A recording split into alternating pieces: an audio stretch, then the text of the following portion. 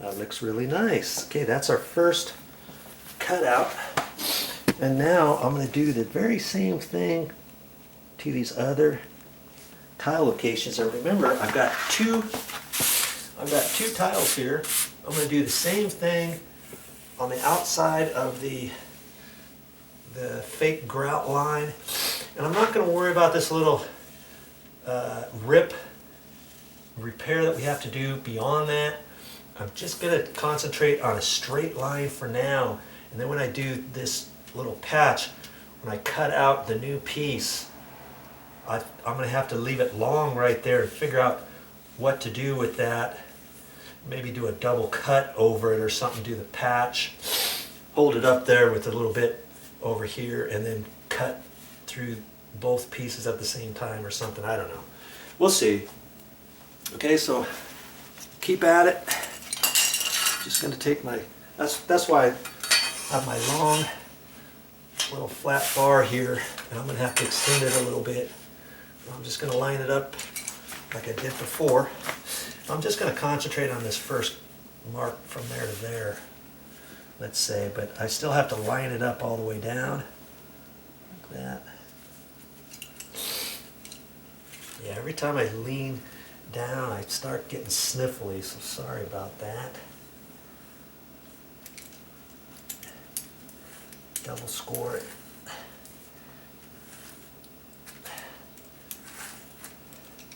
Okay, now I can slide this down. Notice I haven't gotten a tape measure out yet, and hopefully I don't have to. I do the same thing on the new pieces. Hold my breath.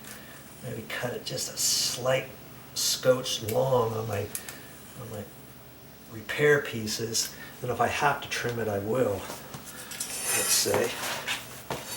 You see, now you can see where the patch area is not going to be out in the field. It's going to be right next to the little grout line, right? Okay. So your eye, when somebody says, "Oh, you patched your floor?" Where? Well, they may miss it, but this patch, the new material, or the old stuff, is going to be probably still going to see it for a while because it's going to be brand new. This, depending where it is on the floor, might have had sun on it and stuff. It's not, might not match up 100% correct, but like I said, a patch is a patch is a patch. Okay, we got 2 more lines to score. We can start gouging and cleaning it up like we did on this first one. Keep it going. You can do it. Let's see what chisel I use. I think I use this one here. So now I'm just going to take the top bit off again. If you score it right, it should peel up. I always try to peel on the inside of my patch like that, not straight up, in case you don't have it cut all the way.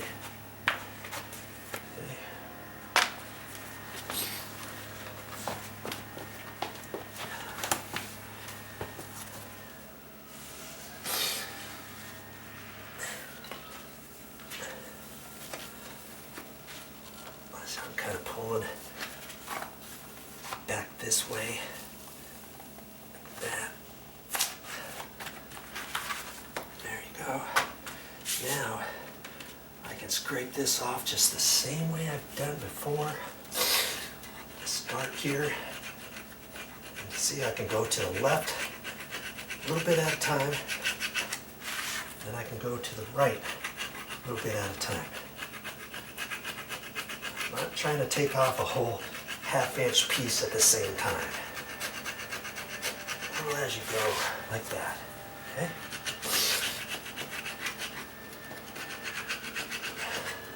Might even try putting it upside down with the chisel. Well, that works too.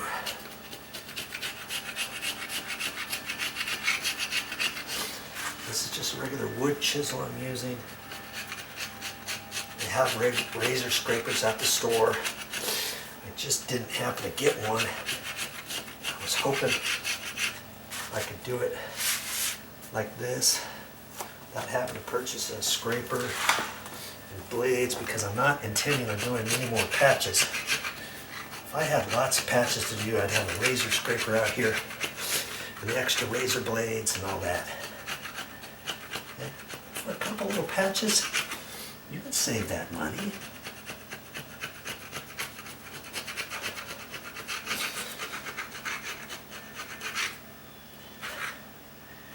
There. I call that a good start. Ooh. Oh. Huh. Well, I got it.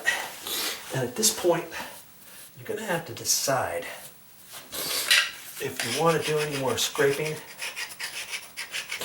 Because you're going to see, you might see a layer of thin glue.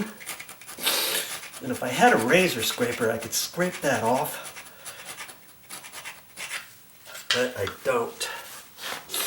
So, I guess I might want to scrape it. I could get it any tighter next to the edges because I want it to lay down. I think it would be fine just the way it is.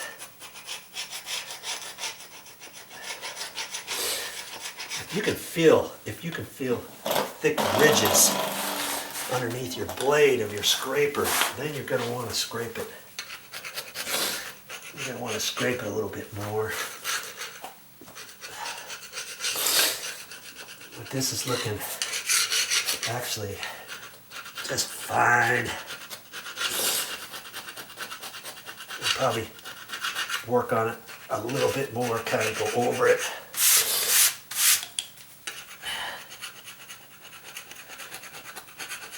Get up anything I can, and I still have to mess with that a little bit there, but I'm not gonna cut that off just yet. I'm gonna go out into the garage and I'm gonna cut these 3 tiles out first, and then do a little overage cut on these 2 pieces. And you ever heard of glue and stick tile? Well, you can kind of imagine this being the same way to a certain extent. I'm going to cut the squares. I'm going to put glue on here. I'm just using a paintbrush here, an old paintbrush. Yeah, I don't know why I always get the sniffles when I sit down and lean over and scrape floors, clean floors, anything down here.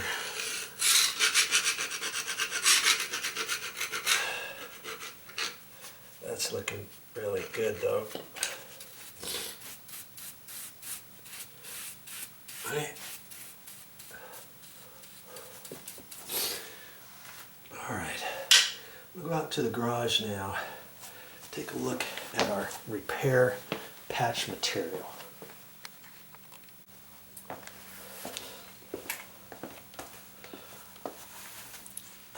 I got this piece fitting in really nice, and here's where that damaged piece was. So I marked on this, and then I actually used my whisk cutters and I cut that out. And now I can just score along that, use that as my straight edge tile right there.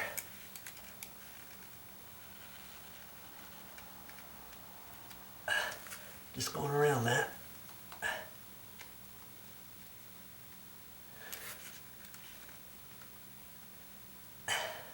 I could have double cut it, but I did it this way. Easier for me.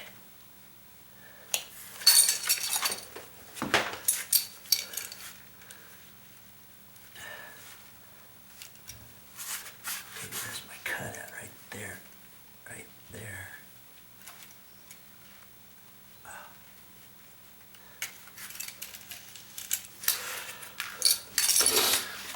Now I can scrape that little bit out. That's the backing piece. The felt on the back of the linoleum.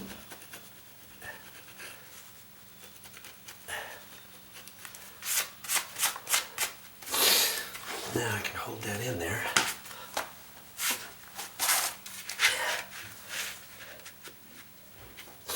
I'm glad I tried that one template, one piece first before I cut them all.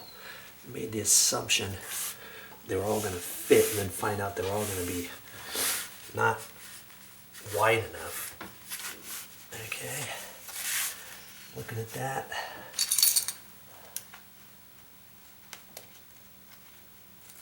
And that looks to be pretty good.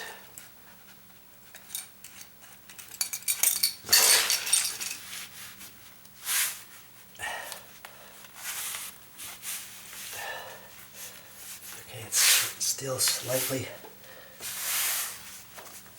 off. Not a whole lot.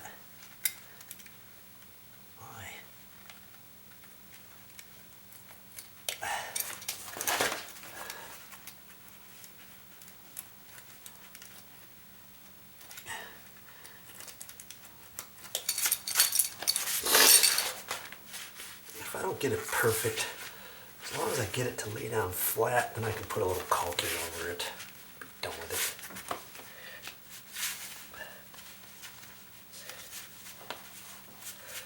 Okay, come on. What's happened here? Line this all up. That looks good.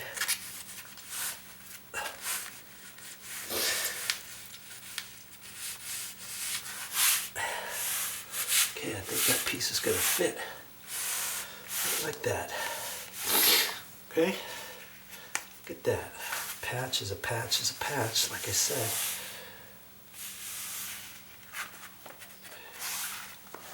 I do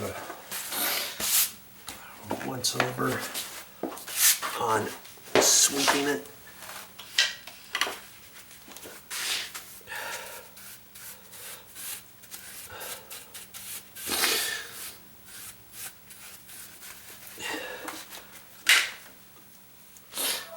Now, there goes the funnel again. Now I can get ready to glue it. But there's one more thing I want to do before I start gluing.